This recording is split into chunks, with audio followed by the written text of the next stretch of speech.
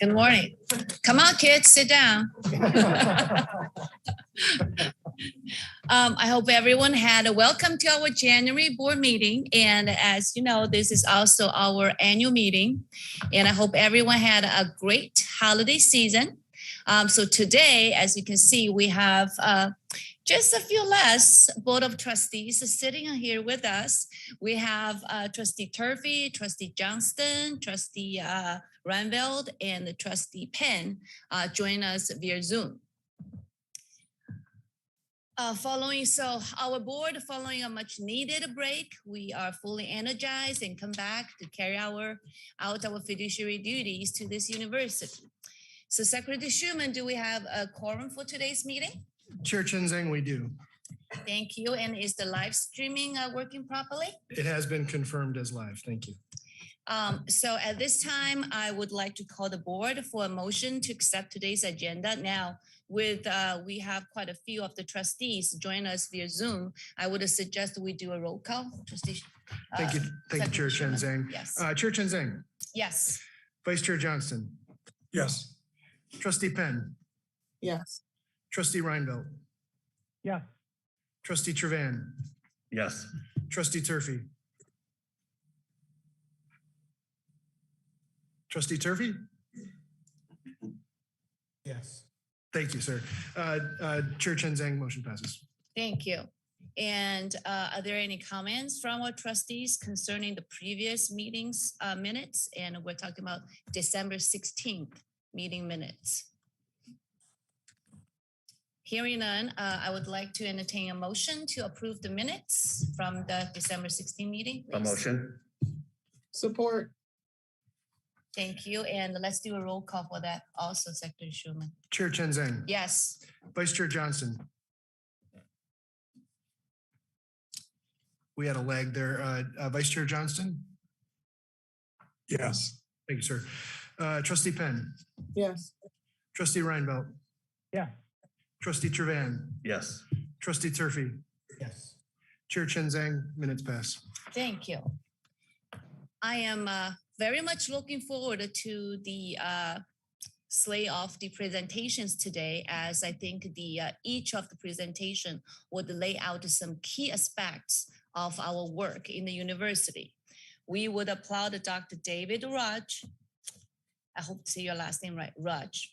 One of our exceptional instructors who is being recognized for his commitment to helping our students. And we're going to hear presentations from one student regarding the importance of the access to college education and how Western has supported the students' access through the camp program. And we will find out about Dr. Ed Roth, innovative research program to build the bridge between music and neuroscience. I always knew the people who play music tend to be smarter. And then we will revisit the highlights of Western's good news in 2021. And we know there are plenty of that. I think those topics serve as a reminder how we change lives and make difference every day. And as I mentioned, this is our annual meeting, so we will have one change in our slate of the proposed leadership team, with Trustee Adjutant going to step into the Vice President role, and we are going to thank Vice President Johnston for his service, for his leadership, and his counsel. I'm very much looking forward to working with Trustee Adjutant, and I know that she will bring her experience and wisdom to the executive leadership team and be great value. In the consent item of today's agenda, we have we will have a personnel report, and one very exciting news is we will formalizing the addition of a new director of the intercollegiate athletes, Dan. Try to say that right, Bartholomew. Am I right? Okay. Bartholomew, sorry, Dan Bartholomew. I'll get used to it as I say many, I'm sure I will say that many times in the future. So Bartholomew. President Montgomery will share more about Dan's experience in his remarks. And this board want to extend our welcome to Dan. And we know he's going to be a great addition to the Bronco community. And I also want to thank Trustee Johnston for representing this board on the research that we find Dan. He contributed his effort to a very efficient and a timely process and keep us up to date on the progress through all the times. At this time, I would like to ask President Montgomery to share his remarks with the board and those in attendance. The president has guided our university forward during this challenging time and continues to provide an example of caring, committed, and leadership. President Montgomery, please speak. Thank you. Thank you, Chair Chinzang.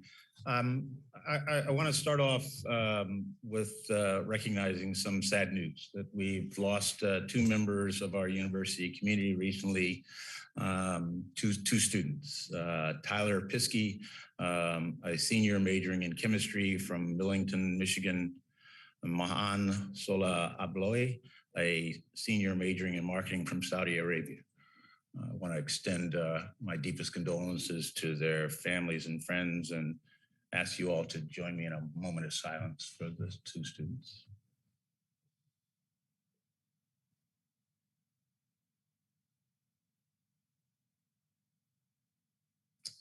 Thank you. So the year is off to a strong start for us as a campus. We began by welcoming Dan Bartholomew to Western. Dan, following his selection as Director of Intercollegiate Athletics, he comes to us from Oregon State University, where he was most recently the Executive Deputy Athletic Director and the Chief Operating Officer. Prior to that, his responsibilities also encompassed capital projects and internal operations. During his time at Oregon State, Dan held several positions before his time at Oregon State, he held several positions at the University of Pittsburgh, including Deputy Director for Athletics for Internal Affairs and Executive Associate Athletic Director for Compliance and Administration. His exceptional leadership capabilities and guiding strategic planning, capital planning, fundraising, and revenue generation efforts, along with considerable experience in sports administration, fan engagement, managing coaches, and supporting student athletes. If you go to any game, Dan's always busy with his notepad, taking notes or tinkering around. And so I'm sure he'll have lots of changes and innovations as we go forward. The search committee realized they had big shoes to fill in replacing Kathy Beauregard, but are confident that Dan embraces the values that we hold highest. And first and foremost is putting the student athlete first in all that we do. And so we're pleased to have him. I want to make sure we thank Dr. Lucara Wallace, who chaired the committee. She's the director of the Walker Institute for the Study of Race and Ethnic Relations and is our faculty athletic director. I also want to acknowledge Trustee Johnson, who served on as a committee member that kept the board appraised of the progress. So thank you both for that.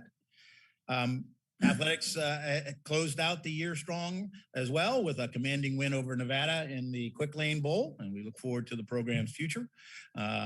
We just announced an extension for Coach Lester to continue as coach through 2025, and then in subsequent years tied to continuing good performance. He's been a great coach to put our program on a solid path, and I'll be pleased that he's leading us forward into the future. When we jumped into 2022 with a women's basketball win over Central, Dan shows up and we start beating Central in basketball, and we look forward to beating them in every other sport every time we play them. So not greedy, Dan, but the bar's out there. The hockey team is also ranked number 3 on 2 national polls, and gymnastics is now nationally ranked following a season opening win against Ball State, in which the team scored 196 points, which is a record for most points in a season opening meet. It's a great time to be a Bronco with 2 nationally ranked programs at the same time. I think we've only done it once in our history.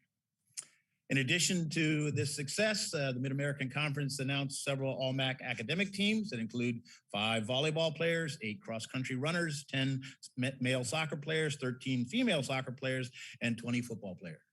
Our students are excelling in both on the field and in the classroom as we want. They make us incredibly proud.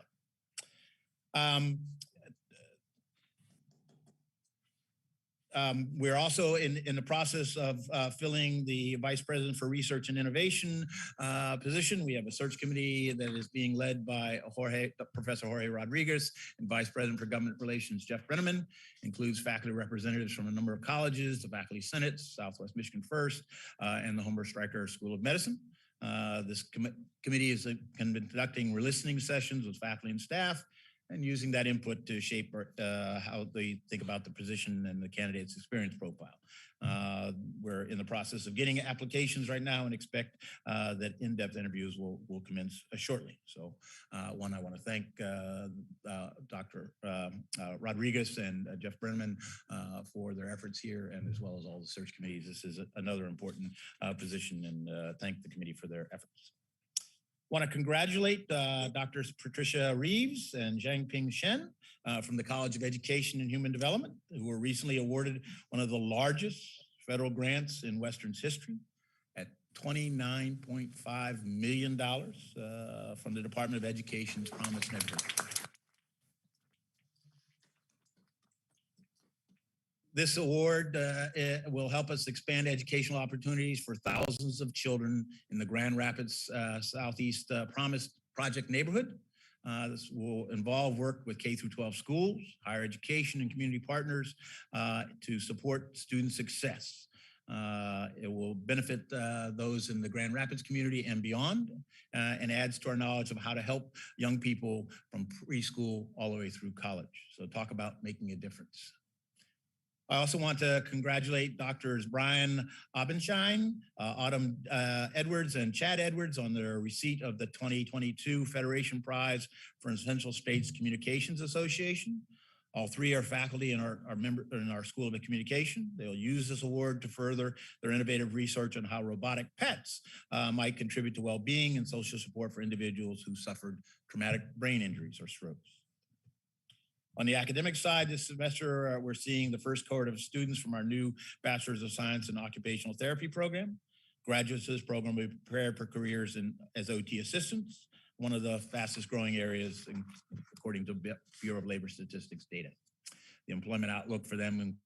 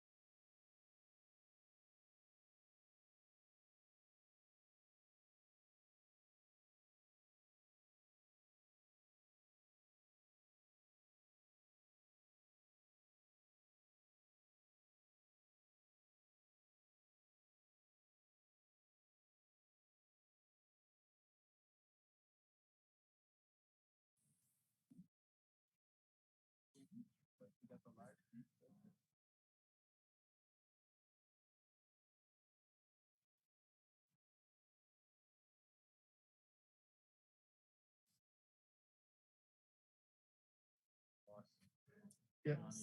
Johnny and I'm just texting them now. Yeah.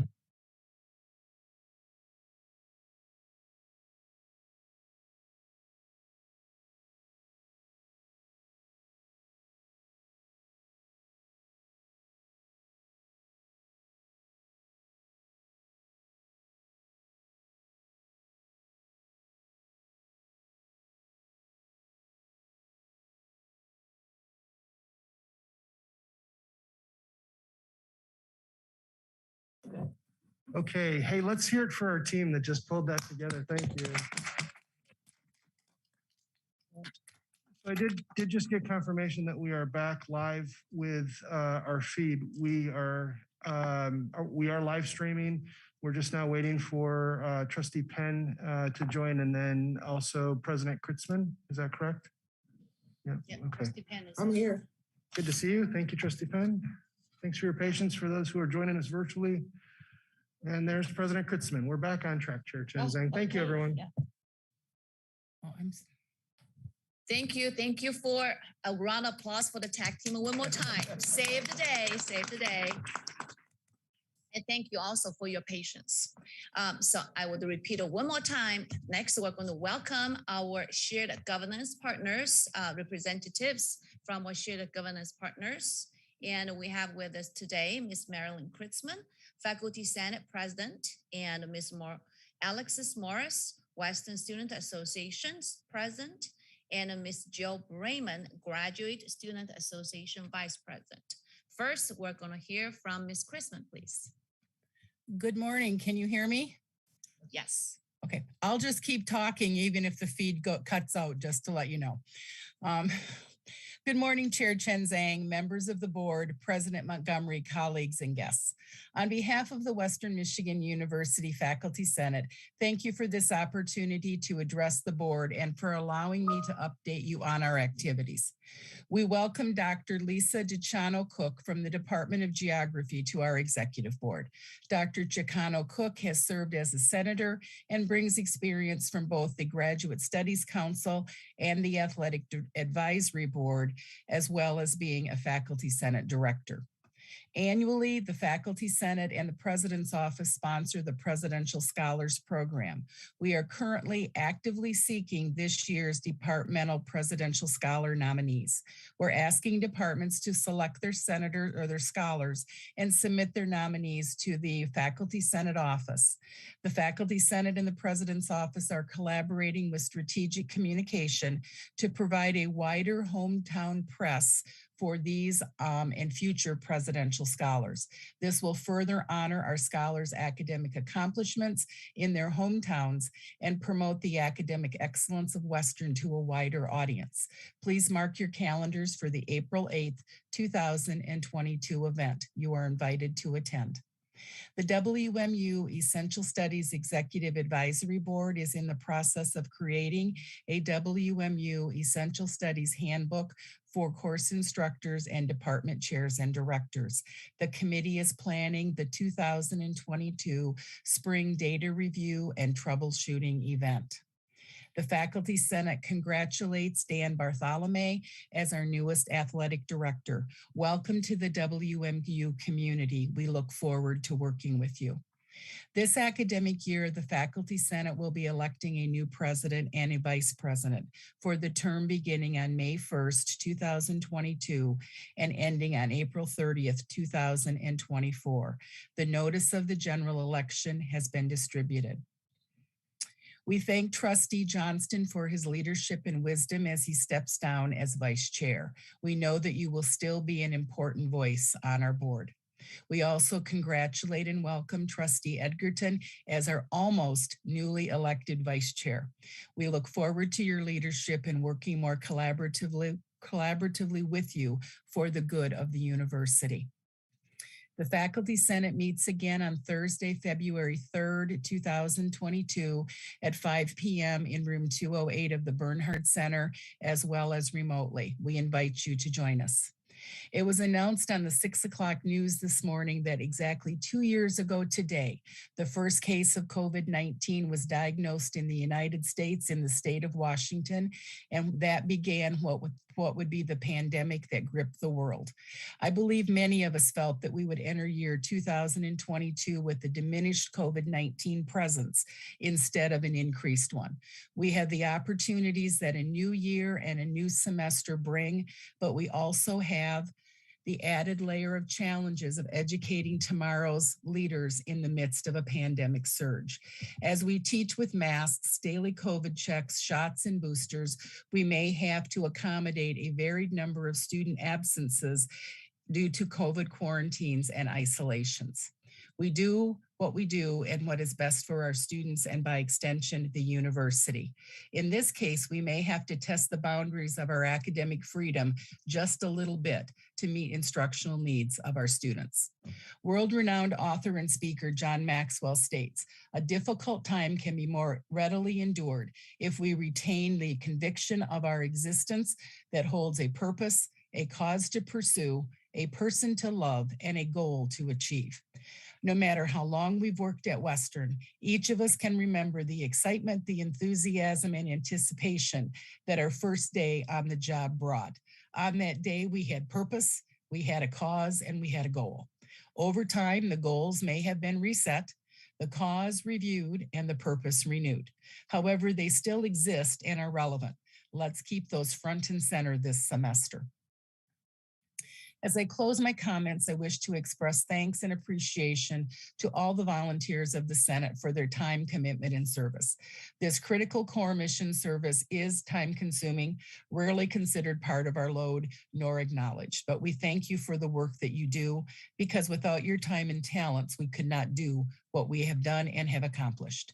To Chair Chen Zhang, the Board of Trustees, President Montgomery, and everyone joining us, thank you for allowing me to address the board this morning. Thank you. Thank you, Ms. Chrisman. And next, we're going to welcome Ms. Morris from the Western Student Association.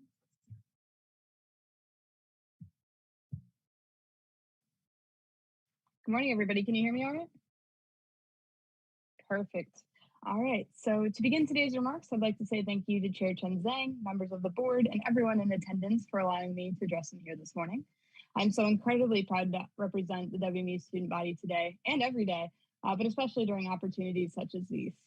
Before we get too far into this, however, I'd like to let it be known that today is a very special day. Today, Thursday, January 20th, officially marks just 100 days until the spring 2022 commencement ceremony. And as a senior set to graduate this spring, all I can say to that is who's counting anyways. In an effort to keep things brief, I will now transition into the bulk of my agenda here this morning, as well as answer any and all questions that you may have regarding the happenings of the Western Student Association or the WMU student body at large. Admittedly, I will be touching on the continuation of the COVID-19 pandemic and its implications on our community, but I will also tell the paradoxical tale of one particular success within WSA that has risen despite the unprecedented uncertainty that we all operate within. As we all know by now, COVID cases on this campus hit an all-time high last week, with 212 unique cases in the 7-day period concluding this past Friday. With a very low filter, I will say that this statistic is terrifying to the vast majority of students. Not because of the virus necessarily, but rather the implications caused by such a high on-campus positivity rate. Students, despite consistent messaging from the university, are scared. Students, despite being 80% fully vaccinated, are scared of infecting themselves or others, scared of the possibility of switching to an online modality for their classes in the middle of a semester, scared that their education could be jeopardized by something out of their control, scared that they won't be able to work and earn the money that they need to pay for rent and tuition. Perhaps students are most scared that they won't be able to gather with teammates, colleagues, family, and friends, as they always have. Now, I know, as well as you all know, that it takes a village to overcome something as vast as this. And this village is led by you, leaders of this great institution, and the place that I, along with so many other Broncos, are proud to call home.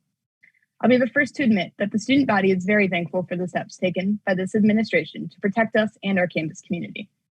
Over winter recess, Dr. Montgomery announced that KN95s would be made available to any and all interested students during the spring 2022 semester's onset.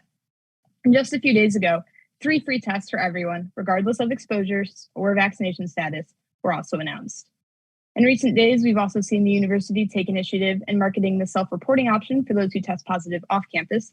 And while these are all phenomenal strides, the student body would like to remind you that we should not settle for good, but rather keep searching until we are able to strike gold. While on the topic of striking gold, it would be careless if I didn't acknowledge the incredible work that has been done so far this year by the WSA Allocations Commission, spearheaded by Vice President for Allocations Naren Magesworn and Vice Chair Chang Kid-sun. The allocation process in WSA has received a complete overhaul through an initiative called Project Reset, which stands for Reform, Empower, Sustainability, Engagement, and Transparency. Last night at our first joint session of the legislature for the spring 2022 semester, both the Senate and House of Representatives voted in favor of the new bylaws that govern the commission. Through its passage, the team was able to double operational funding available to RSOs, as well as increase eligible conference funding from $1,000 to $5,000. One of my favorite aspects of the bylaws, however, is the introduction of a sustainability exemption policy. This policy allows the commission to subsidize up to 50% of the funds necessary to purchase products that meet specific sustainable criteria.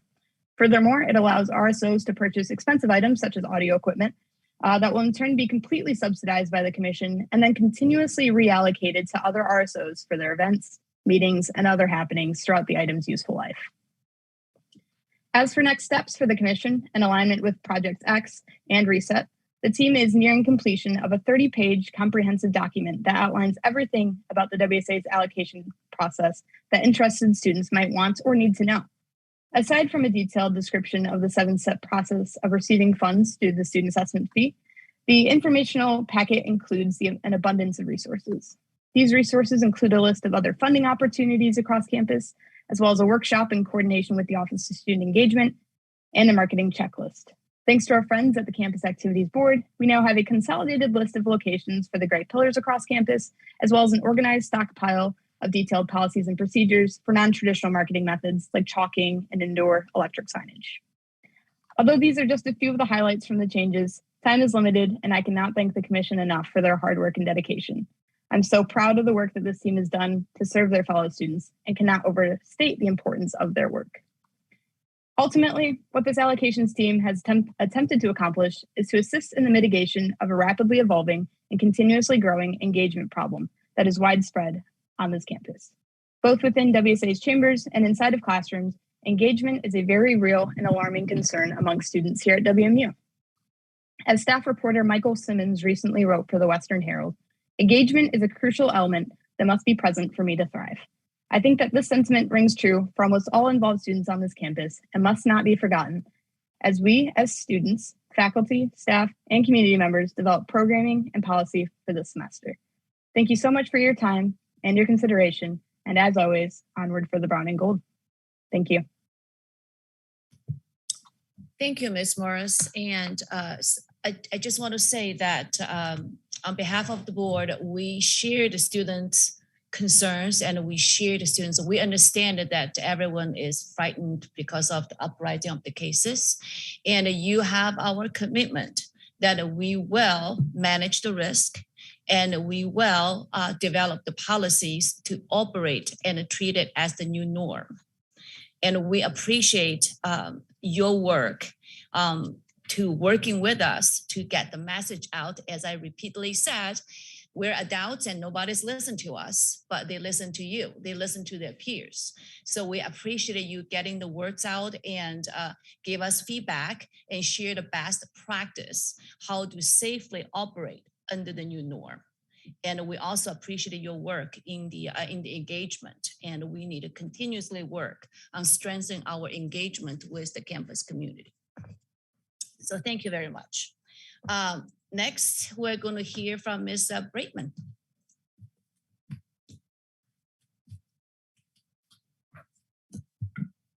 Hello, everyone. I would like to thank the board for the opportunity to come and speak. My name is Jill Brayman. I am the Vice President of the Graduate Student Association. 2022 has offered the GSA a chance for new beginnings. With a newly elected board, new ideas and perspectives, and a new vision for how the organization will operate. At the heart of this vision is a commitment to service. Our goal is to provide graduate students with the support that they need in order to be successful here at WMU from the moment they step foot on campus until graduation day. And in order to truly understand student needs, we must listen.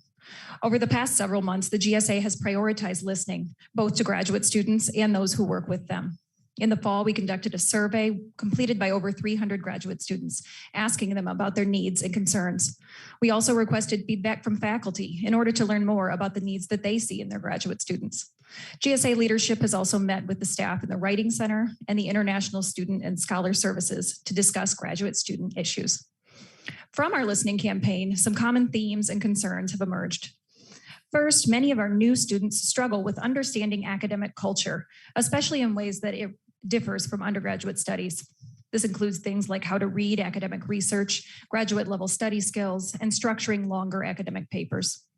We also found a lack of academic support for graduate students who are struggling in this way. To meet this need, the GSA is proud to be partnering with the Writing Center to provide tutoring services to graduate students who need it. Another point of pride we would like to share is our delivery of welcome care packages to over 60 of our newest Broncos from overseas. Through our conversations, we learned that the first days after arrival in Kalamazoo are a difficult time for many of our new international students. Everything is new and difficult, including things that we take for granted, like getting to the store. To alleviate this problem, the GSA offered welcome care packages containing toiletries and other essentials to all of our new spring arrivals, which we hand delivered to their doors. The program was appreciated and successful, and we hope the start of a new GSA tradition. Our survey results indicated that graduate students, especially at the master's level, are most interested in career-related programming in order to find that dream job after graduation. GSA is partnering with career and student engagement services in order to meet that need through various initiatives this semester. Another need that came through clearly in the survey was the struggle with balance. Graduate students have so much on their plates. Many work full-time, have families, or assistantships in addition to their coursework. All of these stresses, in addition to the continued uncertainty of COVID, are taking their toll on graduate students. Graduate students are operating on low bandwidth, which means we sometimes struggle with things that used to be easy. We are dealing with exhaustion and burnout. Although the GSA is working on programming related to these concerns for spring semester, these aren't the types of things that can be solved with a workshop. So if you see a graduate student today, give them a hug. They probably need it. We would like to wrap up by discussing what we feel will be one of the most important initiatives of the spring semester, the revision of the GSA Constitution. If service is the heart of our new GSA vision, then accountability is the blood that feeds it. The GSA has struggled with accountability to flaws in the GSA Constitution. Therefore, the current e-board has formed a Constitution Committee open to all graduate students in order to rewrite the Constitution and create a system of checks and balances that will ensure that the GSA is operating in a manner that reflects the best interests of the graduate student body. We hope to make the writing of this document a collaborative effort with all stakeholders. And for any of you who know about the difficulties that GSA has faced in recent years and have ideas on how we can improve, we welcome your feedback and participation in this process. Thank you all so much for your time and have a wonderful afternoon. Thank you, Ms. Brayman. As a former, I cannot tell you how much your nice gesture of a welcome packet will be viewed. And it is more than it, what's inside it is not important, but it's the message that we care as the Western community that truly means a lot to those international students. So kudos to you. Thank you very much. So next we are going to hear from President Montgomery again on the Educator Excellence Recognition. Thank you, Chair Zhang. We are incredibly proud recently to learn that the Michigan Science Teachers Association has named Professor David Rudge its College Teacher of the Year. Amazing. They pick one teacher from all the universities, public and private, across the country, across the state for this honor. Dr. Rudge was selected this year, and as far as I can tell, he's the first person from this university ever to win such an award. So join me in a round of applause for Dr. Rudge.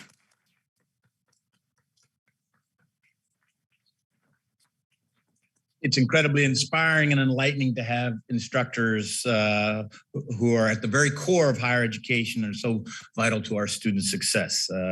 Dr. Rudge exemplifies excellence in the classroom as an innovator, a role model, a leader, and a passionate teacher. I want to invite Dr. John Spitzbergen, the chair of the Department of Biological Sciences, to the podium where Dr. Spitzbergen will share some of his knowledge about Dr. Rudge, explain why he is so deserving of this honor, and introduce one of David's students, Allison Watucky, who will then give us some further comments on her. Dr. Spitzbergen. Thank you very much for allowing me to speak a little bit on behalf of Dave and what he does for our department. So I got to know Dave's teaching years ago. We had a summer research program. We brought these students from schools across the nation that didn't have research experience. And Dave gave them a mini symposium on scientific process. And as you might think, that would be a great chance for students to sort of catch up on sleep, but not with Dave teaching. So Dave would use this cardboard box that was coated in aluminum foil that had a couple of rods sticking out of it. And as you'd move one of the rods, the other rods would move in a way that wasn't clear what the connections were. And he worked with those students to think about, how do we analyze this black box? How do we develop questions? How do we make observations? How do we propose hypotheses? And those kids came out so excited and jazzed. They're talking about that box for weeks. And so I so appreciate his ability to engage students, young students, and get them excited about our topics. Now I'm really excited to have Dave teaching one of our gateway courses. It's also a course that serves as a Western Essential Studies course. So he's helping those students to get into our programs and other programs related to science. And he's teaching it with a flipped modality, and the students are loving it. The DFWI rates are going down, and so he's really giving them a fabulous experience. And we're blessed to have Dave teaching our doctoral students, helping to develop that next generation of great college science teachers. So Dave, thanks so much. I appreciate all you do. You're a wonderful addition to our program and to the university. So with that, I'll turn it over to Allison.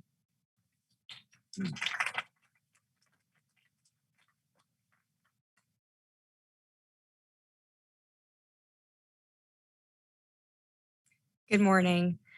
My name is Allison Watucky, and I'm a doctoral student working with Dr. David Rudge in the Mallinson Institute for Science Education. And Dr. Spitzbergen emailed me asking me to say a few words on behalf of David receiving this amazing award. A teacher is one who instructs. An educator, on the other hand, is one who imparts knowledge through compassion and demonstration. An educator guides their students on what it truly means to be a lifelong learner and pursuer of knowledge. An educator sparks curiosity and excitement. David Rudge is not just a teacher. He is the embodiment of a true educator. Dr. Rudge, my teacher, my mentor, my friend. I cannot think of somebody more deserving of this accolade. Congratulations. Thank you.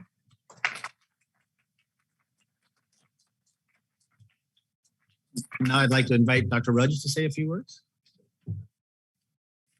Let me start by saying the words you all want to hear. I'll be brief. I'd like to take just a moment to thank the many people who've helped me in my journey as an instructor at Western. First, I have to thank my undergraduate students and graduate students, many of whom are or were area high school science teachers. They let me know when things worked.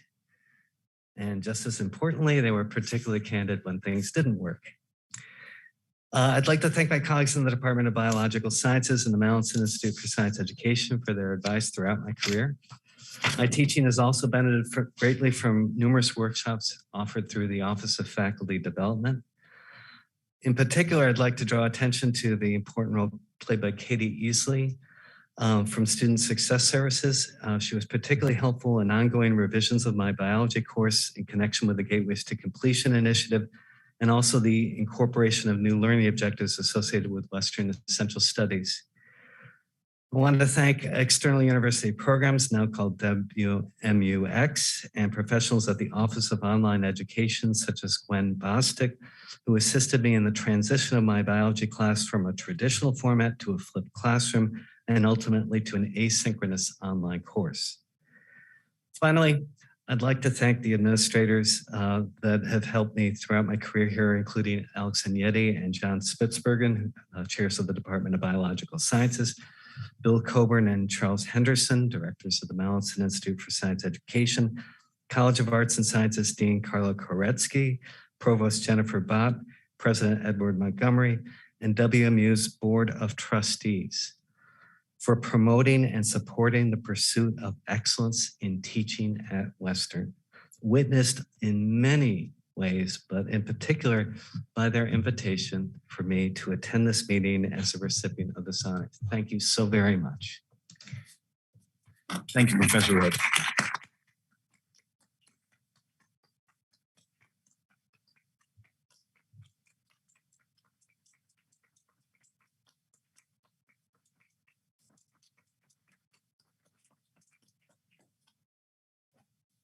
Thank you, Professor Raj. I think congratulations, first of all, again. And secondly, I think you influence all your student lives through the roles that you play. Best described, I write it down, teacher, mentor, friend. So kudos to you. Thank you. And then I see the word rhythm. Luckily, I will not be providing any rhythm, but I am delighted today on behalf of my colleague, Dr. Steve Carr, who is our interim vice president for research and innovation. I am delighted to introduce another outstanding contributor to the WMU family. Ed Roth currently serves as professor and director of WMU's music therapy program and is the director for the Brain Research and Interdisciplinary Neurosciences Lab, more simply known as BRAIN, the Brain Lab, not just Brain Lab. He is a two-time alumnus of WMU with an undergraduate degree in music therapy and a PhD in interdisciplinary health sciences, where his research focuses on the neurobiology of social interaction. Dr. Roth is joining us virtually, and I see his face on screen, so I am delighted for you to share or to learn more about his research that he'll share with us this morning. 4 minutes left in this morning. So thank you so much, Ed, for being here. Okay, can everybody hear me okay? Yep. Okay, great, thank you. Well, thank you, Provost Bott, for the nice introduction, to Chair Chen Zhang, the board. Let me say congratulations to Dr. Rudge on his amazing recognition. And thank you to Vice President Steve Carr for the invitation to tell you a little bit about the Brain Lab today. And I suppose I should also thank John Spitzbergen for talking about biology and jazz in his comments, because that's a little bit what I'm going to discuss this morning. So BRAIN in the Brain Lab is just an acronym for Brain Research and Interdisciplinary Neurosciences, which is the lab that I co-founded with Dr. Ben Atchison in 2011. We got some startup support from multiple sources on campus, including 4 deans and 6 or so department chairs, and have since received ongoing support from the deans of College of Fine Arts and College of Health and Human Services. So thank you to them for helping us continue our work. To give you some idea, I just want to talk to you about the main thrust of our work is to actually try to better understand what's happening in the brain during music perception, meaning like listening to music, music production, making music, in particular in the brain's motor networks. So those parts of the brain that are involved with movement, in our reward circuitry, meaning the parts of the brain that are involved with experiencing pleasure, making us want to do whatever caused that pleasure more. And then in our communication networks, particularly as it relates to interventions in therapy for people who have a variety of brain and broader central nervous system disorders. So some examples, for instance, like helping people who've had a stroke to learn to walk again or to talk again through rhythm. having people who've been diagnosed with Parkinson's disease actually be able to improve their abilities to perform activities of daily living, like getting dressed, moving from a seated position to a standing position and back. Working with people on the autism spectrum with their social interaction, food selectivity, and then people with traumatic brain injuries, improve their concentration, memory, executive functioning, so things like planning and self-monitoring, and then a whole host of issues and behaviors related to mental health. So of course, something with a scope of this breadth requires a large team, a diverse team. So I put together a team of faculty who could become comfortable not only with interdisciplinary research, but transdisciplinary research. So we could actually create studies that would lead to improved clinical interventions and of course, and hopefully improve clinical outcomes. So faculty and student members from 4 different colleges and multiple departments at WMU, including music therapy, of course, occupational therapy with Michelle Suarez, biology, Dr. John Spitzbergen, who we've already heard from this morning, Lisa Baker and Brooke Smith from psychology, Steve Tasco, who's a retired faculty member from speech and language hearing sciences. And we even have faculty member from WMU's Department of Exercise Physiology, Dr. Sang-Woo Lee. Now, some of our projects are actually large enough in scope that we've had to partner with external folks not from WMU, or we're just simply doing multi-site studies. So that would include the University of Michigan's Physical Therapy Department, where we're doing a study to understand how rhythm might help people who've had a stroke ambulate and walk better. A colleague at Johns Hopkins, who's now at University of California, San Francisco. He's a neurosurgeon who just happens to be also a killer saxophone player. And so we've done a study I'll tell you about in a second. And also Dan Levittoon, who wrote the New York Times bestseller, This Is Your Brain on Music. He's a faculty member at UC Berkeley now. So the idea is that we're trying to understand how to translate all of these neural mechanisms related to music behavior into something that's clinically relevant across multiple populations. And the National Institutes of Health recently found this line of inquiry so relevant and promising that they dedicated $12 million with some initial startup funding to fund some pilot studies to explore it. And the results of those pilot studies were actually so promising that they doubled down on the investment and now have committed $25 million to that work. So there are labs across the country doing that work now. For us to be able to compete for some of that money, we need some pilot data. And so we conducted an fMRI study, a neuroimaging study, to look at what's happening in the brains of children while they're improvising musically in this kind of back and forth in the moment dialogue, if you will, and found that their brains look very much like people who are having verbal discussions while they're actually improvising musically. And none of them were actually musicians. We were able to give them musical experiences that don't require any music training. We want to look a little deeper and look at the neurochemistry of what's happening with communication and bonding and pleasure. And one of the things we found with this interactive improvisation is that people can do it, even non-musicians can do it, and it have them change their neurochemistry in a way that demonstrate that they experience pleasure, a decrease in stress, and an increase in oxytocin, which is this hormone that, among other things, have been linked to social bonding and trust. So all in all, what we're trying to do is to create these therapeutic experiences that more predictably and effectively help people feel more connected to each other, more supported, less alone.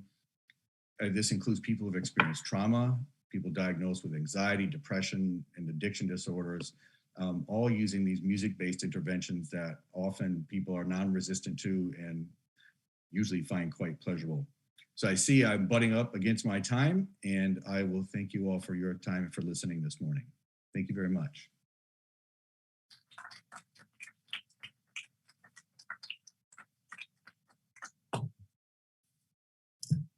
Thank you. That just sounds fascinating to me. I'm especially interested in the musical experience without the musical training part. So we can discuss further on that. And next, I'm going to turn back to President Montgomery for celebrating student accomplishment. Thank you, Chair Chen Zhang. It's my pleasure to be able to introduce our next speaker who will address the board today. participant in Western's College Assistant Migrant Program, often called CAMP. This comprehensive program is one of our cornerstone programs in providing access and support to first-generation college students. It offers financial aid, counseling, and guidance to a community of students who come from families who've been migrant farm workers. Since it was established in 2012, CAMP has served over 320 students, all of whom are first-generation college students. Its alumni now can be found in careers ranging from engineering to business, social work, computer science, and many more. This program is remarkable and has a 90% second-year retention rate and has been found to significantly increase graduation rates. It's making a difference and giving college access to students who might otherwise not have had the opportunity. But you don't have to take my word for it. I'd like to invite our current camp student to share her story and what being part of this program and attending Western has meant to her. Jessica is representative of a whole series of students. I got the privilege of hearing their stories recently. And I think when you hear her, you'll be moved as well. She's a fourth-year student from Hartford, Michigan. She's majoring in social work with a minor in Spanish.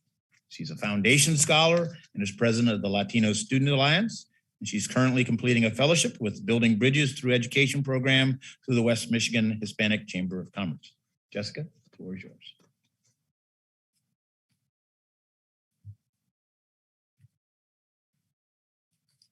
Thank you, President Montgomery, for the introduction. Thank you to the Board of Trustees, the College Assistance Migrant Program, Ashley Bravo for the invitation to address the Board of Trustees. It is a true honor to represent my fellow camp scholars. Prior to WMU, I ran into a situation during my senior year that I wasn't able to file FAFSA due to my parents' status and to a situation that we ran into. And every recruiter that from different institutions said, you know, you're not going to receive any financial aid due to that situation. And if it wasn't for the help of the camp staff that directed me to individuals at Western that worked for financial aid, Dulce Legaria and Ashley, I wouldn't never have came to Western. They helped me figure out my situation. I applied to some scholarships, and around March and April, I received a phone call from Mark Delory that I received the WMU Foundation Scholarship, a $60,000 scholarship to attend Western Michigan University. And later I received an email that I was accepted into the College Assistance Migrant Program that would cover my resident, that would cover the resident hall grant. And, you know, it was unbelievable because I went from people telling me that I wouldn't be able to go into higher ed with no financial aid, and then receiving all these scholarships. Now I'm going to Western, right? And coming to Western was a whole other challenge because coming from a small town, my graduating class was 64. And at the time, Western was 22,000 students. So that transition was pretty challenging if you tell me. But thanks to camp, we moved in for camp orientation a week before the first day of classes. And through there, they connected us with different individuals across campus, the different services like writing services. We met public safety, just financial aid, and they covered they did a budget of what we would have to pay. Obviously, at that point, I didn't have to pay anything because of the scholarships. But after that, you know, finding a sense of belonging here at campus was difficult. But thanks to camp, that support system was always there. And I was assigned a peer mentor, also known as a camp leader. My camp leader we met every single week, and that individual encouraged me to continue pushing through. You know, being a first gen isn't easy, you know, it's difficult. There's times that you doubt your abilities, you think you're not gonna make it, and that's that fear that you don't wanna disappoint your parents either. But thanks to my camp leader, she kept on pushing me to push through. And, you know, I'm here now. It's unbelievable to see the things that I've accomplished from the day I stepped foot on campus to now. I'm the president of the largest Latino organization on campus. I host events for them with my e-board. You know, we put together all these events. And I was on homecoming court and I was crowned homecoming royalty. Like for a Latino student, a camp scholar, a foundation scholar, I'm the first one from the camp scholars and the foundation to be crowned homecoming royalty. So that was a major accomplishment because I saw all my camp scholars, my foundation scholars come together, you know, promoting everywhere via social media. We came together. And thanks to Lily, to Ashley, Maria, Alexis, Mark, their support system has been unbelievable. And because of them, I'm the person I am today. I'm successful. And I'll be graduating this spring thanks to all that support from all those scholarships. And to see when President Montgomery announced the Empowering Future Leaders, that brings so much joy to me because Western offered me an opportunity of higher education, and now there'll be future Broncos that will be benefiting from that scholarship as well. So thank you, and continue to support the College Assistance Migrant Program because it definitely impacted me and it's impacted over 250 other students. So continue supporting those programs. Thank you.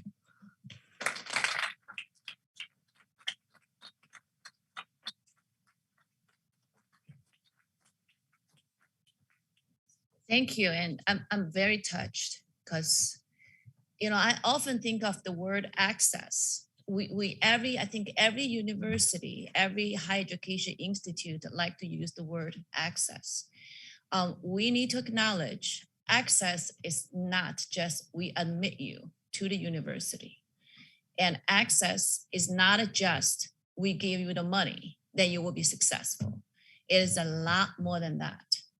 Access is we provide you the opportunity, we provide you the support, and we acknowledge the unique challenges for you and provide the support all the way so that we give you access to the success, to the job market.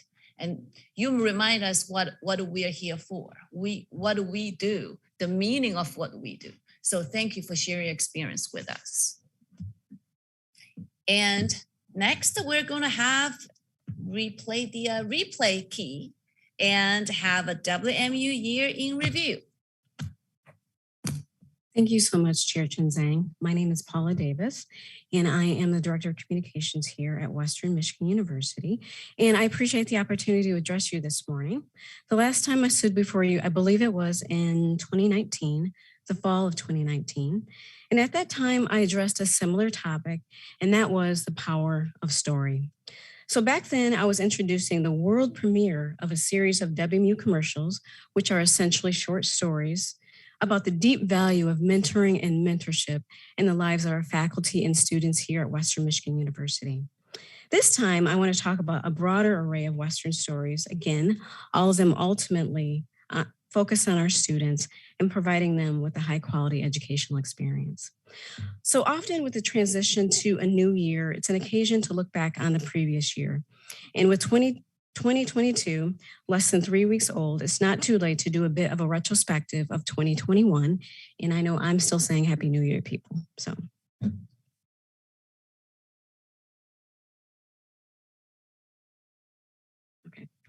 So as part of my role as communications director, I have the true pleasure of leading the WMU News team, which essentially means getting out of their way and letting them tell stories.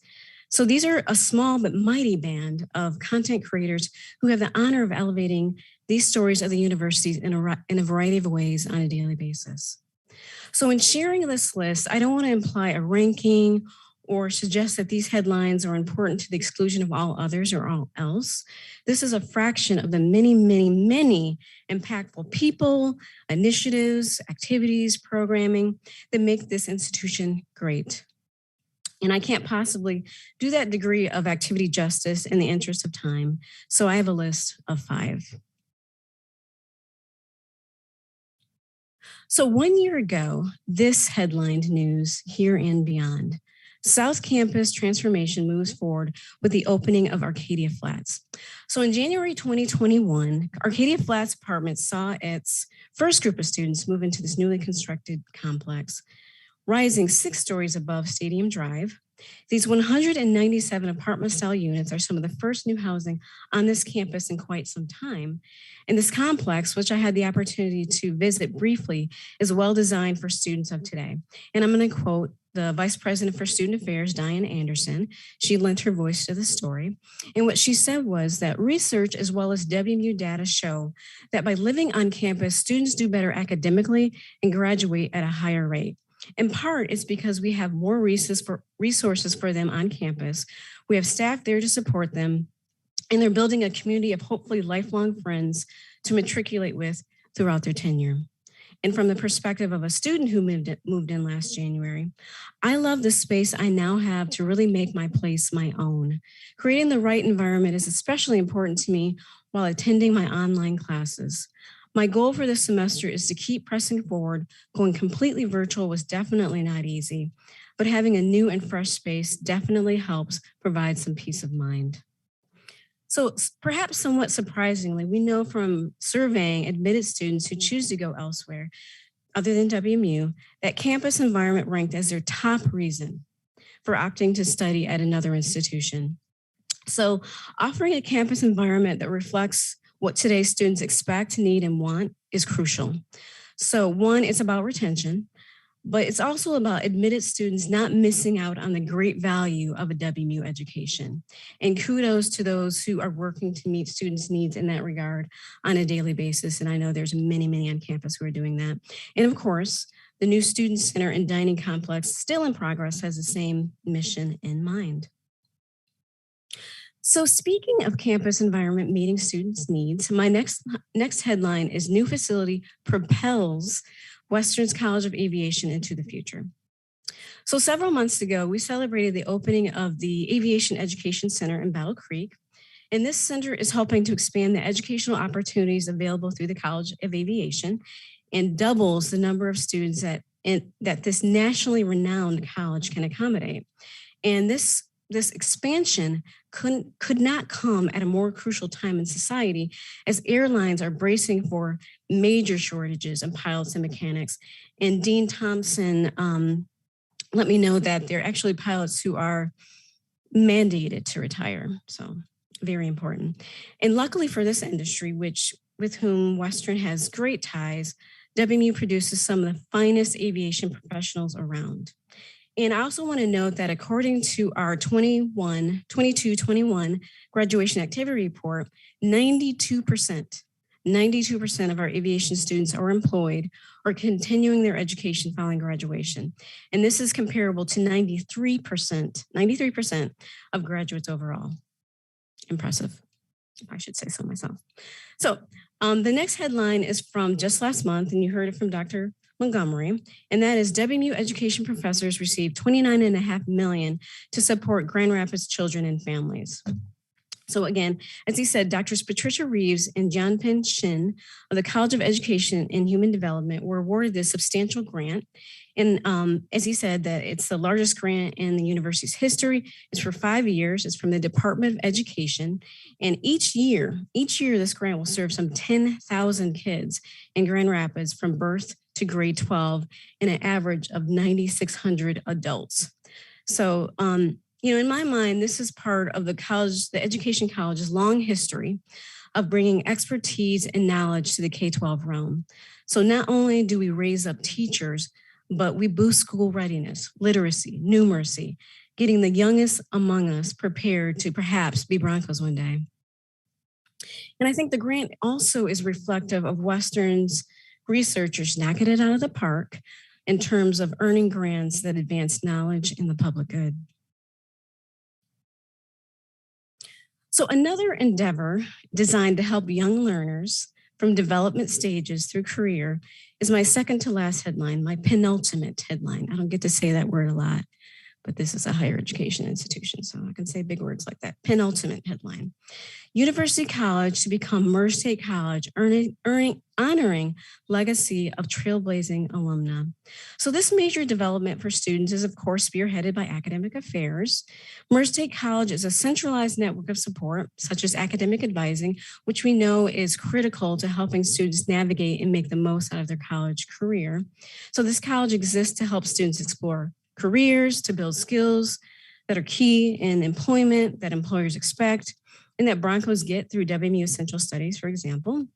And then Take College helps facilitate students immersing themselves into learning projects designed to help them identify and pursue their purpose. And it does so much more. I'm not doing justice to it. There's a lot going on in that college. It's also a wonderful way to pay tribute, to exemplify and honor a truly amazing alumna, Merce Tate. And this is the first Black woman to earn a bachelor's degree from Western, she was, and one of the few to have an academic college named after her at a predominantly white institution. So, and very important work going on at Merce Tate College. And I will quote Provost Spott, who is much more eloquent than I am. And she said, she lent her voice to the story, Dr. Tate was a bold and courageous trailblazer who explored the world with passion and purpose. That's the same type of spirit we encourage in our students in Merce Tate College. By providing integrated, holistic approaches to student success, we are building a new roadmap that guides students in charting their own path. And in the words of the college's leader, and this is Dr. Ed Martini, this endeavor is creating the conditions in which all students, particularly those from historically underserved groups, can thrive. Wow, what a gift. So speaking of gifts, might have to work on my transitions a bit, but speaking of gifts, the final item on my list is the Empowering Futures gift. So back in the summer, I think we're all stunned, astounded, agog, excited, all words like that, by the incredible advent of the Empowering Futures gift. So this is a staggering $550 million contribution by some amazingly generous alum that is going to change countless lives for generations to come. Now, when I wrote that sentence, I didn't realize it rhymed, but one of the things I was thinking about it was, well, that's the epitome of Western Michigan University, this institution that's been around for more than 100 years, changing countless lives, changing communities, changing the trajectory of communities, lifting up whole families. So this wonderful gift, the staggering $550 million, $200 million is earmarked for Western proper, $50 million for the Division of Intercollegiate Athletics, and $300 million, the balance, for the WMU Homer Stryker MD School of Medicine, all to ultimately impact and support the educational needs of WMU students. And we know that when WMU students are invested in, they do great things. So this news, I'm a news junkie, and I was so excited to see that it crisscrossed the country. It was covered by major outlets ranging from the Washington Post, to the Wall Street Journal, to the San Francisco Chronicle, to the Seattle Post-Intelligencer, the Kenosha News and its ilk, ABC, NBC, Fox, CBS, and of course our local newspaper and our local TV stations and major outlets across the state. So it was a very exciting day. So in the abstract, the Empowering Futures gift, as I said, is simply astounding. But who and what it's going to support was made all the more real to me and others across the state when Dr. Montgomery took us on a cross-state tour to announce the first initiatives of the gift. So all of these to support students for whom higher education might otherwise be out of reach. And at each stop, current students and alumni talked about their experiences with the kinds of opportunities this gift will build and expand to many more students. And I don't have much longer, but I have to tell these stories very briefly. So there's this young woman who went to Osborne High School in Detroit, and she didn't have any idea that she wanted to come to pursue higher education. She didn't really think deeply about going to college, and she was visited by some folks at Western and ultimately decided to choose Western. And she came here, she did great her first semester, and then her second semester, horrible thing happened. At her home in Detroit, there's a fire, and it killed her guardians. And she talked about how the CETA Scholars Program, which is a program for former foster youth and provides scholarships and lots of support, she talked about how that program and its people just enveloped her and met her needs at a time of being someone who's newly orphaned in a community she didn't know, at an institution she had just joined. Her name is Teeny Jackson, and she graduated in 2020. And she talked about in Detroit at the announcement how the university rallied around her and it really made a difference. Professional with Goodwill Industries of Southwestern Michigan. Then there was a young man who came to this country in 2015. with his family from Guatemala. His family was escaping a terrible situation of domestic violence. He did not speak a word of English, and he excelled to become the valedictorian of his high school, had offers for 3 full ride scholarships, in his words, to important institutions in the state of Michigan, Western being one of them, and he chose Western. And he's a foundation scholar, just like Jessica. And he'll graduate this semester with a degree in biomedical sciences after just 3 years. So 3 years. Again, valedictorian of his high school, didn't speak a word of English just years before that. Awesome student. His name is Honor Calderon. So with the Empowering Futures gift, we're going to hear many more stories like this because it's going to open opportunity up for many more students. The gift will provide not only tuition-free education, but low-cost housing, living and learning communities, internships, stipends, graduation scholarships for more than 1,300 new and current Broncos during year 1 alone. It's pretty amazing, and this is just the beginning. And I also think that it's pretty tout-worthy that the Empowering Futures donors aren't the only ones offering a resounding vote of confidence in Western's approach to changing lives through education. The first 6 months of 2021-22 saw the largest number of alumni donors on record for that period.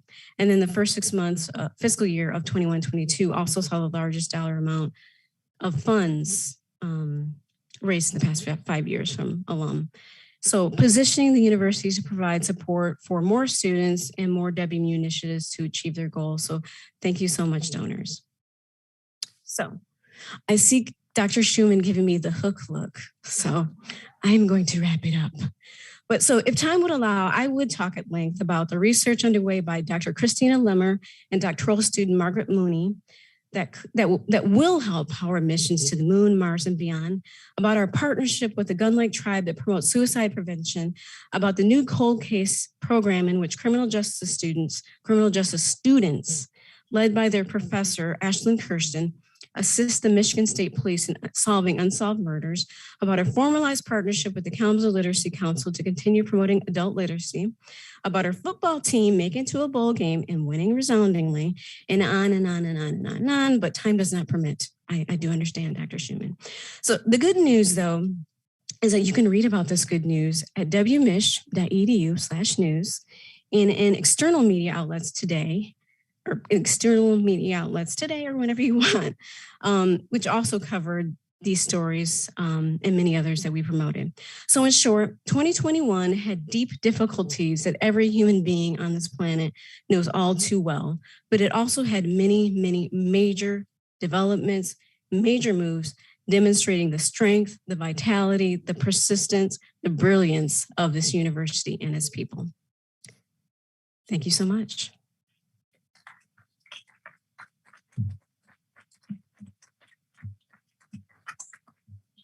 Thank you, Ms. Davis, for taking us to revisit those significant, proud, and happy moments. And we know we're going to have so many more moments like this to come. And do we have any public comments regarding action items? Secretary Schumann? Chair Chen Zhang, we do have members wanting to comment in the general public session at the end of the meeting, but not for action items. Okay, thank you.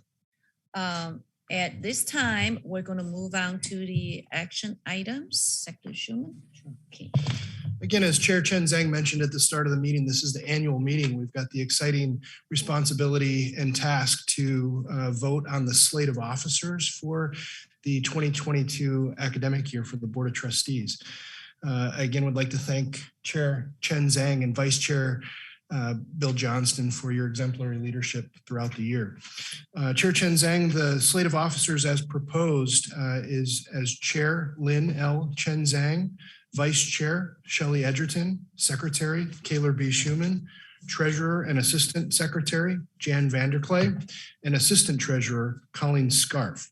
So with that, Chair Chen Zhang, the recommended action is that the Western Michigan University Board of Trustees elect the proposed officers for 2022. I would like to entertain a motion. I move the recommendation. Second. Thank you. Secretary Schumann, can you do a roll call, please? I can. Chair Chen Zhang. Yes. Vice Chair Johnston. Yes. Trustee Penn, Yes. Trustee Reinbelt, Yes. Trustee Trevan, Yes. Trustee Turfy, Yes. Chair Chen Zhang, congratulations, motion passes. Thank you. Thank you. And next is a consent items. Does any of the trustees would like to move the consent, any of the consent? We only have one for further consideration. Hearing none, I move to, I'm seeking a motion to approve the consent items. So moved. Support. And again, I think we should do a roll call. Yes. considering the Yep, Zoom. thank you. Chair Chen Zhang, Yes. Trustee Johnston, Yes. Trustee Penn, Yes. Yes. Trustee Reinbelt, Yes. Trustee Trevan, Yes. Trustee Turfy, Yes. Chair Chen Zhang, consent, motion pass. Thank you. And last but not the least, the general public comments. Secretary Schumann, you indicated we have some general public comments. Chair Chen Zhang, we do. We have 5 individuals who have asked to speak. First, we'll be hearing from President Catherine Bailey from WMU AAUP. Dr. Bailey? Hello, thank you for the opportunity to speak. My name is Catherine Bailey, and I'm here in my role as president of the WMU AAUP. For those who are unfamiliar, the WMU AAUP is the legally recognized collective bargaining unit for Western's board-appointed faculty. We, the faculty, are respectful and powerful partners at Western Michigan University, and many of us are career-long Broncos. So it was stunning when, during the week of December 10th, WMU professors voted in decisive numbers to issue a resolution of no confidence in the university's president. Unfortunately, as one symptom of the growing crisis that led to this vote of no confidence, I am entirely aware that everything I say right now may be dismissed as the words of a naive or disgruntled faculty member. Indeed, I watched at the December Board of Trustees meeting as the thoughtful and impassioned words of the president of the Professional Instructors Organization, the president of the of the teaching assistants, as well as one of my esteemed faculty colleagues, were met with silence. So what recourse do we students, faculty, and staff have after we've sounded alarm bells for years, warning that the ship has been taking on water and is sailing in the wrong direction? We campus and local community members attend these kinds of meetings month after month as spectators. But when we raise our voices to name real problems that cannot be addressed by more boosterism and cheerleading, we discover once again that we have become invisible to our own leaders. It was in this climate of invisibility and dismissal that WMU faculty voted overwhelmingly in favor of the resolution of no confidence last month. Even so, however, despite frustrating years of feeling unheard, my faculty colleagues debated and deliberated about the no confidence initiative at length. In fact, for most of last semester, we argued in groups large and small about how best to call attention to the increasingly desperate plight of our beloved university. Finally, on December 10th, faculty voted to hold an official no confidence vote in WMU's president, and ballots were sent to all members. The results were certified on December 17th, with nearly 80% of respondents voting in support. These results are spectacular given the short response time, that it was conducted at one of the busiest times for professors, and the fact that an impressive majority of the faculty chose to participate. As a reminder, and as expressed in the no confidence resolution, among the problems we've identified include significant declines in WMU's enrollment and national rankings that are much worse than that of similar Michigan institutions, a stunning decline in faculty and staff morale rooted in unjustifiable and irresponsible staffing shortages and a disregard for student, staff, and faculty voices, an expensive top-down rebranding initiative that has brought negative national attention to Western, further endangering the value of our students' degrees, and a failure to properly prioritize and resource WMU's academic mission and infrastructure. It's almost as if at Western, teaching, learning, and advising have become an afterthought.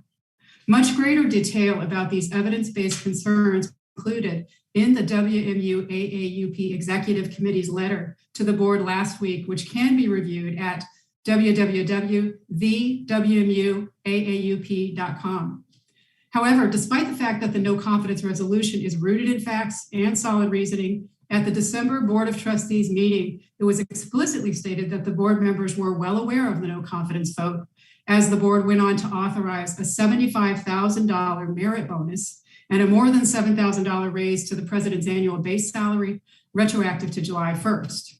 If Western continues on this downward spiral, making excuses for its extravagantly compensated high-level administrators, what will our university look like in 3, 5, or 10 years?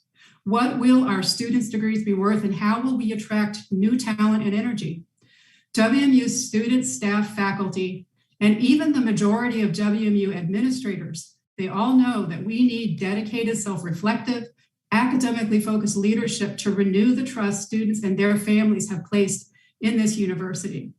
In fact, I would encourage anyone here who is still ignoring this wake-up call to invite students, staff, and administrators to participate in a no confidence vote as well. How many Western students, staff, and administrators believe that WMU is being effectively led? What we are respectfully requesting from our Board of Trustees here today then is that you consider hard truths and use your considerable power to initiate real change. At its December meeting, one trustee firmly stated that the board stands with its president. Standing with the staff, faculty, students, and Michigan families who have placed their futures in your care. For us all to stand together today and tell the truth about our university's problems, including the failures and weaknesses of its higher administration, is not disloyal or negative. It is the most loving and constructive step we could take. Let's take that step together. Thank you.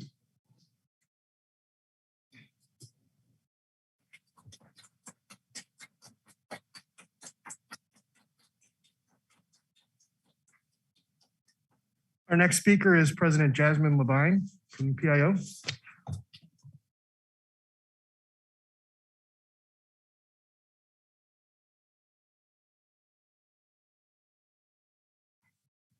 Good afternoon. Thanks for having me. According to its mission, building intellectual inquiry and discovery into undergraduate, graduate, and professional programs in a way that fosters knowledge and innovation and transforms wisdom into action. As a two-time alumna, I'm extremely grateful for the wisdom that was imparted on me in my 6 years of education that I received as a student in all of my diverse coursework. Having entered Western as a first-generation college student, I reached for every opportunity that I could to engage, learn, and give back to this system that I admittedly didn't always understand. Through my experience as both a student and a student leader, I acquired skills and built a network that have made me who I am today, a strong, educated woman with more opportunities than I had ever imagined possible for myself. All of these skills that I've acquired and opportunities in front of me have one thing in common. All of them can be traced back to a mentor or educator at WMU who believed in me and put time and effort into helping me to grow. And for each and every one of them, I am eternally grateful. Today, and for the past 5 years, I've had the honor of teaching at this university that I love, of imparting wisdom into new generations of Broncos, many of whom have the same hunger to soak up every single bit of the experience of being a college student. I take my responsibility to impart that wisdom into them extremely seriously, standing on the shoulders of the many instructors who did the same for me. Instructors who deserve much more respect than they are currently being given. Now is where, as the mission states, wisdom must be transformed into action. As an instructor, though I've had wonderful experiences with the direct leadership of my department chairs and colleagues, I've been exposed to some of the uglier truths that even the most involved students don't see in their undergraduate studies. I've built a tolerance for working in a job that has absolutely no security and watched colleagues and friends who have dedicated decades to this university struggle to find employment elsewhere after being discarded in the name of financial crisis. As my friend and counterpart in the Teaching Assistants Union, Thomas Fisher, said last month, we are not experiencing a financial crisis. We're experiencing a values crisis. Once upon a time, I believed that WMU took care of its employees. I believed that as an academic institution, it was an open and transparent environment that provoked curiosity and inquiry, not one that hid documents from student journalists working to use the skills that they learned in the classroom and objectively report news of a vote of no confidence in our president following this exorbitant raise. I believed that at the very least, All members of the campus community were treated with respect, and that the attempts to communicate concerns would be welcomed, not ignored. I believe that no matter what role I played in this system, I would have a voice that would be recognized, not just entertained as a formality. In December, Thomas and I spoke to this very board expressing our concerns with the message being sent by approving a $75,000 merit bonus to President Montgomery after pleading poverty during PIO's contract negotiations. A mere minute passed with no direct response to our comments before the board unanimously approved the raise, as I suppose they were always destined to do. This week, we learned that our comments did not even make the first draft of the minutes published online for the last meeting, though all other speakers were mentioned by name.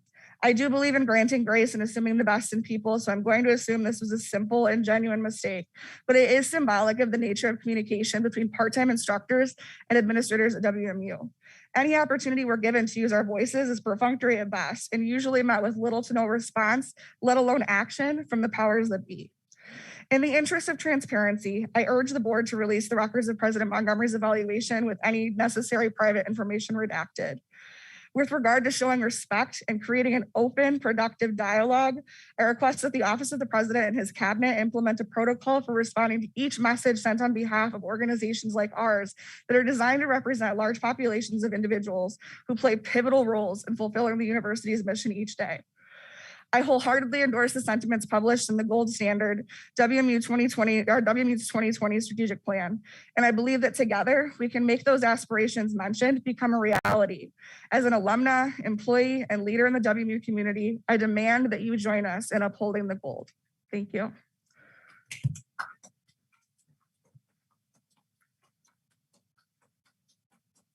Next speaker is President Thomas Fisher of TAU.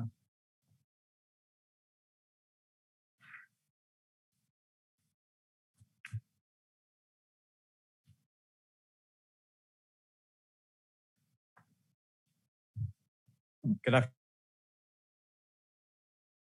Montgomery, campus colleagues, and other guests.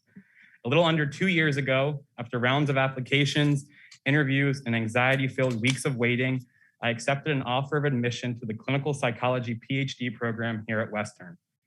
As I finished out my final semester of undergraduate studies, I was beyond excited to start my training at one of the most highly regarded, behaviorally oriented psychology programs in the country, and I'd argue the world. Almost immediately, my training introduced me to acceptance and commitment therapy, or ACT. In its most simplified form, ACT promotes better living by encouraging individuals to identify their values and behave towards them. Under this framework, functioning is often impaired when one's behavior does not align with their values. Whew, the mask is tough. I'd argue that we can apply the same framework at an institutional level here at Western. And in fact, I believe we do with the university's strategic plan, a document that claims to outline, quote, all that WMU is and aspires to be.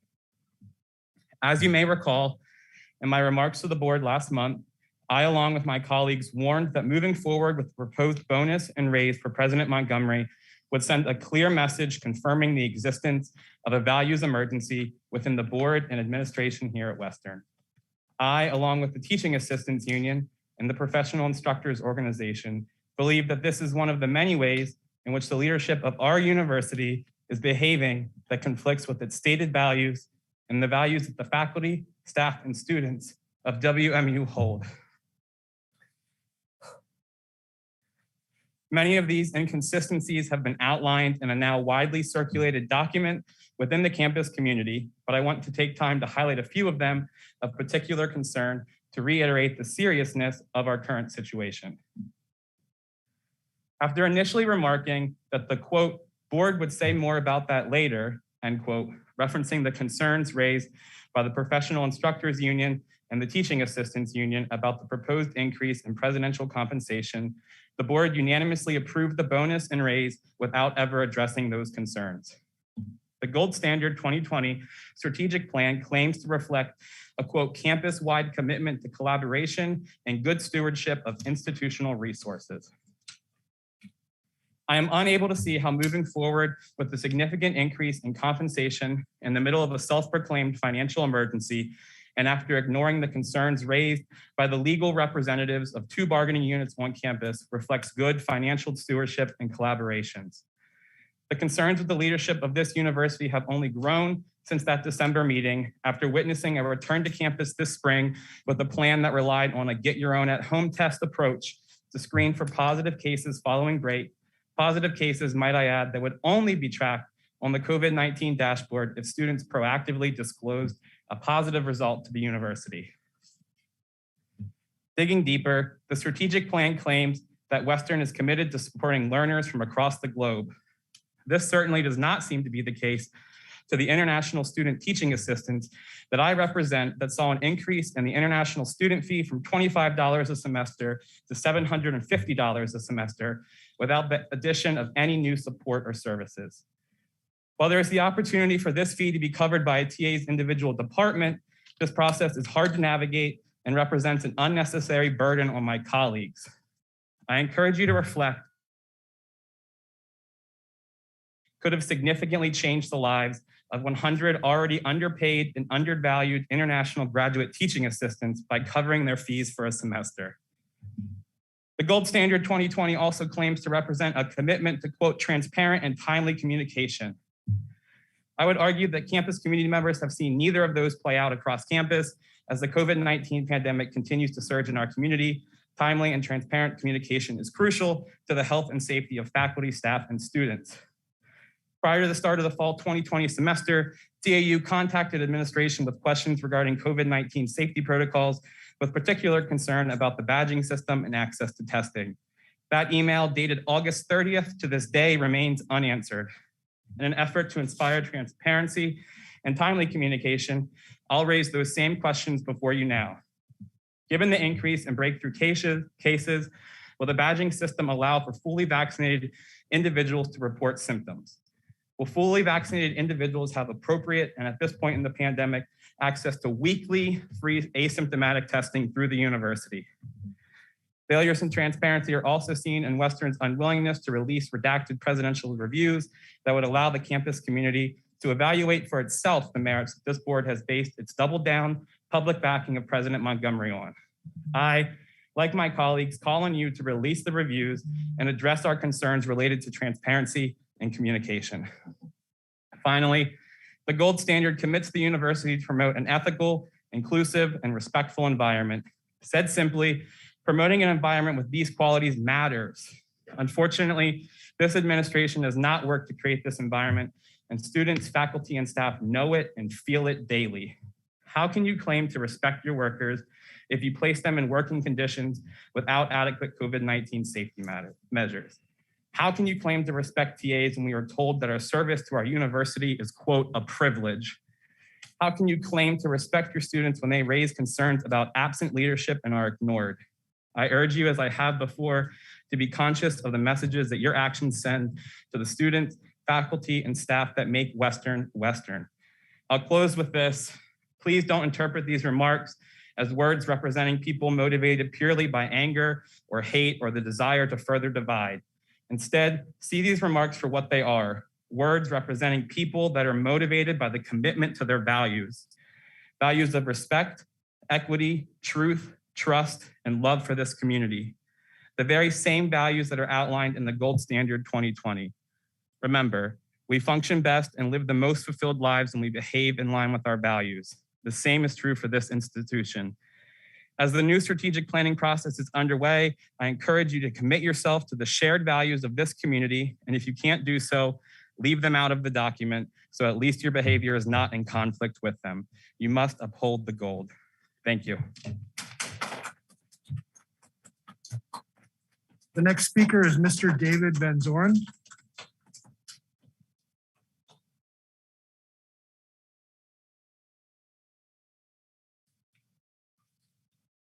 Hi, thanks for hearing me today.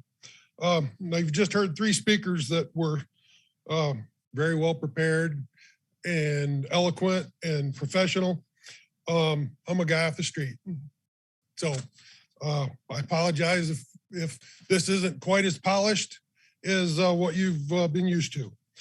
I only have 3 minutes, but I can get through it in 3 minutes. So Jeff Bezos, the richest man in the world, recently spent billions of dollars to go to outer space for 10.10 seconds. When he returned to Earth, he had the tone-deaf audacity to thank all of his Amazon employees who made that possible. The same employees he tells he can't afford to pay a living wage or give a bathroom break. There are 3 members of the Walmart family on the list of the 20th richest people in America. The same people who only pay minimum wage, if at all possible, and only hire people part-time so that they do not have to provide them with health insurance. Our political and social life is full of examples of tone-deaf people with unimaginable wealth living incredibly fortunate lives, failing to understand that none of it would be possible without all of their employees. Nobody makes $1 million a year from the sweat off their own brow. During the pandemic, when this board asked everyone to take a wage reduction to help cope with the dire financial situation this university was facing, my wife and I discussed how our budget could handle it, but worried that others might not be so fortunate. Ultimately, we decided to do our part and supported the university. Is this board so tone deaf that they would ask their lowest and lower paid employees for a wage concession 1 year, only to turn around the next year to give one of their highest paid employees a $75,000 bonus? A bonus that is equal to or greater than what most of your employees' annual income. Is there no one on this board that has a background from labor? Someone who can consider issues from the viewpoint of labor. No disrespect to President Montgomery personally, but this university needs food service workers, maintenance staff, support staff, and educators more than it needs a president. This university does not exist without the good men and women of labor. And this university needs a board of directors who has the diversity to recognize that. I realize this board has a lot of difficult decisions to make. This was not one of them. This was a no-brainer, and you guys shanked it. You gave what most of your employees would be a life-changing amount of money to one of your highest paid employees. This bonus will not change his life in any measurable way. It's just gravy on top of the gravy. And in doing so, you have squandered much of the goodwill and cooperative spirit that existed within the ranks of this university. I believe that job one of this board should be to work to regain its own credibility and repair the damage done to the morale and trust of the hardworking men and women who actually do the work that make Western Michigan University an outstanding university. As I pulled up to the building today, I noticed there's a banner out front and it says, "Rethink Smart." I think that's a pretty good idea. Let's do that. Thank you.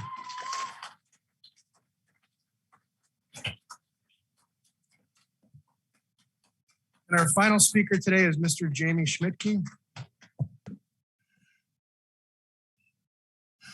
Hello, everybody. My name is Jamie Schmidtke. I'm the founder of GhostBronco.com. For those who don't know about GhostBronco.com, we're a retail website that started up in the middle of 2021, and we're able to give out a number of different, apparel options, better than what's offered in the bookstore, by the way. But what I really want to talk about is our impact. And while our impact might be seen as cute or trivial, it's actually impacting a number of folks' lives at Western. Just in a short period of time, in a matter of less than 6 months, we've been able to allocate over $50,000 towards Western Michigan University in a combination of direct donations or even scholarships, which we just announced the recipient yesterday, Sylvan Benton, who is a fantastic Bronco and really embodies the spirit that we look for in every single alumni that graduates from this institution. But our impact is really, secondary to what's been going on at Western, as you've heard with the rest of the speakers. And the tension in the air is pretty palatable. Now, if you look at what is what's been happening, right? We've seen, complete tone deafness. We've seen, complete ignoring of the community. And what's the, consistent, message that the university continues to say? Look, we're going to continue pushing our agenda regardless of what anyone else thinks. And the one thing that we've seen continue to get pushed is this failed rebrand. Continuing to spend money on this is something that has been, complete misallocation of funds. We've recently done FOIA requests on what's been allocated towards, gray banners in University Arena, new fencing outside of different athletic facilities, signage up and down stadium, even the sign that was just referenced saying rethink smart, using that, Tootsie Roll effect font. Now, that's not going to save this university. A marketing strategy isn't going to save it, but it could certainly harm it. When you're talking about the value of a degree, which is why I'm so motivated to help this university with what we've been doing with ghostbronco.com, is that value of the degree to tell people that you went to Western Michigan and have it mean something, right? All Broncos are hard workers. We earn our way. It's not given to us. But the continuing dragging down of our university brand and also our university degrees needs to stop. We're going to continue to push the envelope. We hope that, like the rest of the speakers suggest, that this board actually acknowledges some of the shortcomings and rights the ship. I really do appreciate Trustee Johnson's Ghost Bronco apparel that he's wearing today. It looks really sharp. Trustee Reinfeldt, I think you got some work to do with some of the stuff you got going on, but appreciate the time. We're going to continue working with you guys and looking forward to 2022. Thank you. Chair Chen Zhang, that concludes public commentary. Thank you.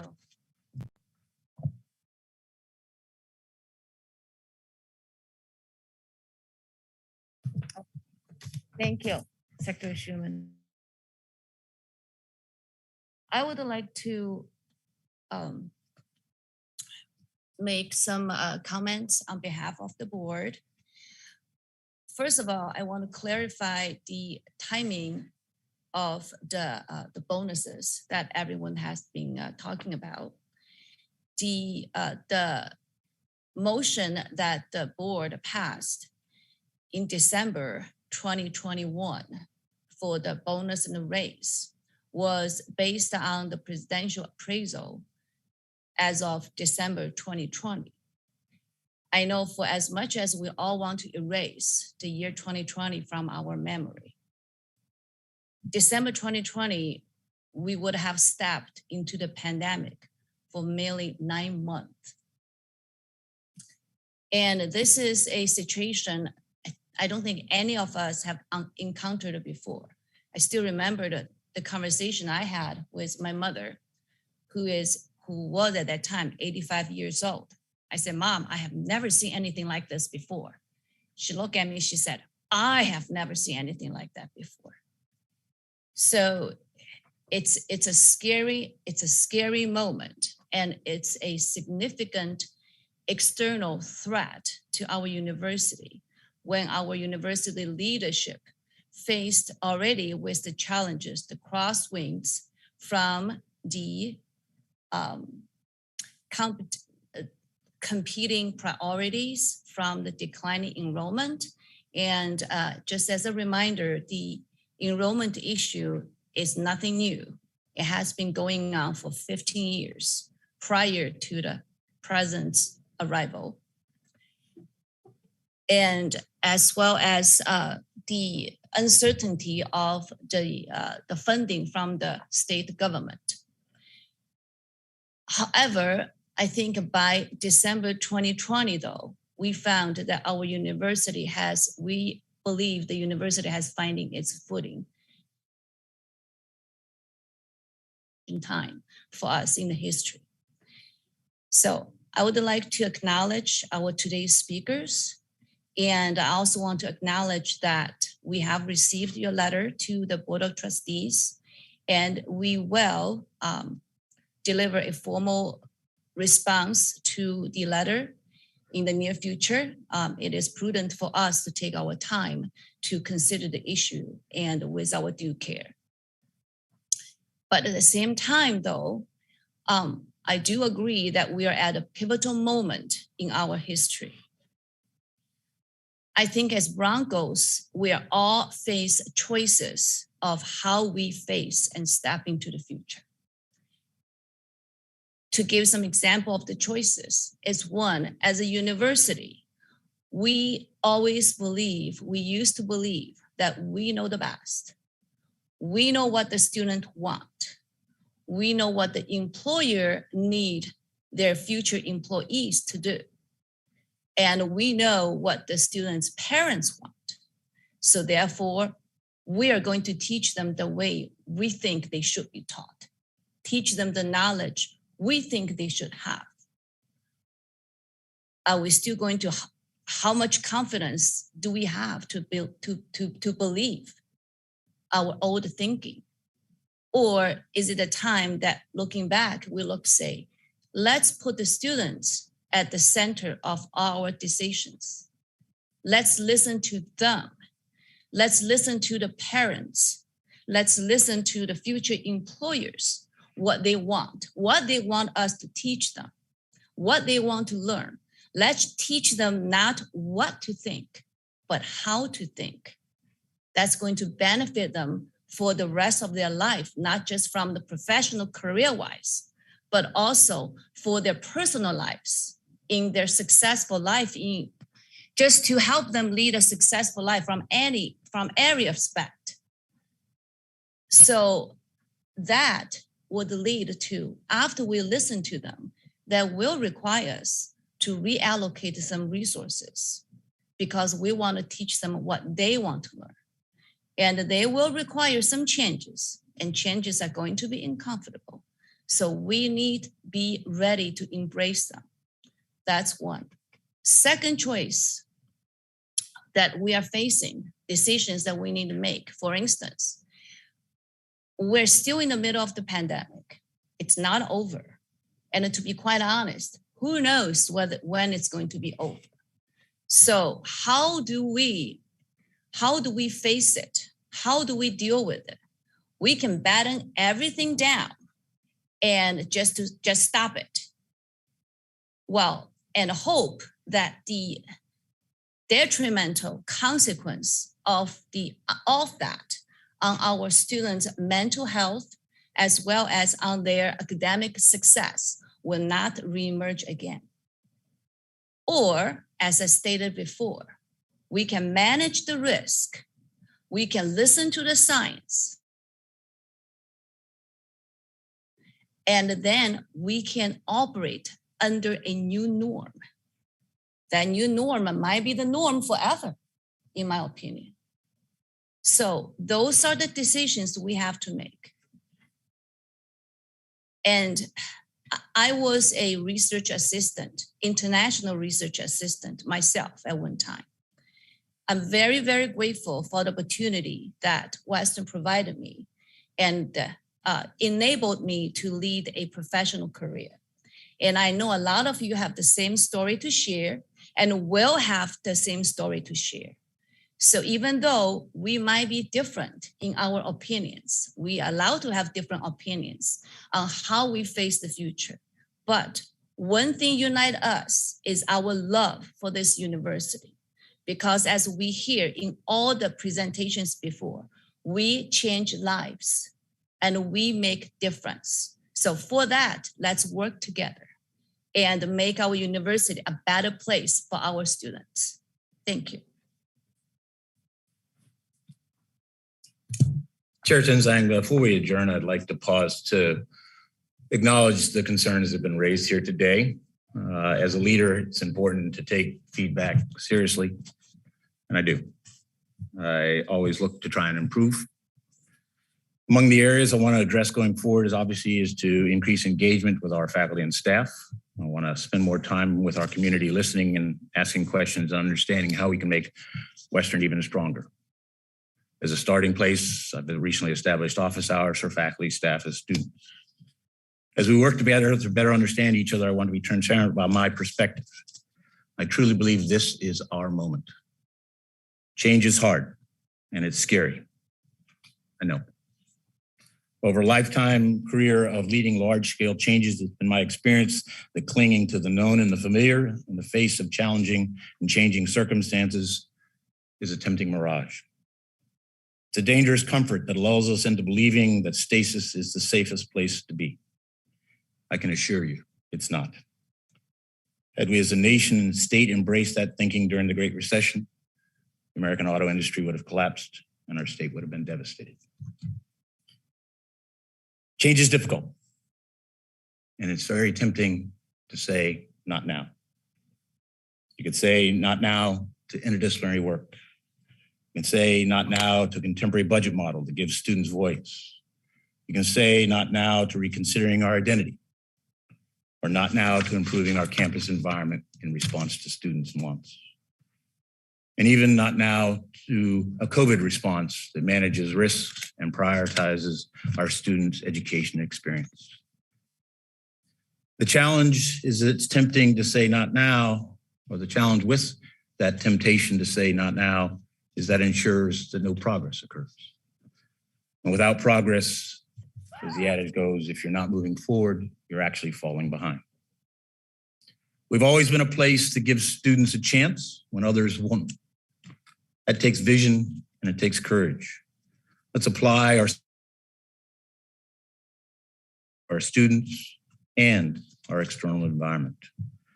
I've come to find that stepping out and taking chances, considering new ways of knowing and doing can be exciting and leads us to accomplish things we never would have considered possible.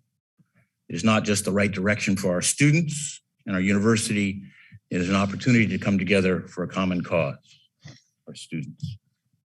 It is my belief that this university, all of us together, are making steady and significant progress in an exceedingly challenging environment.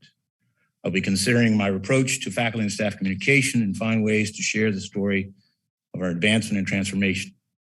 I'll be sharing regular updates on key topics that we can and are moving forward to strengthen our institution.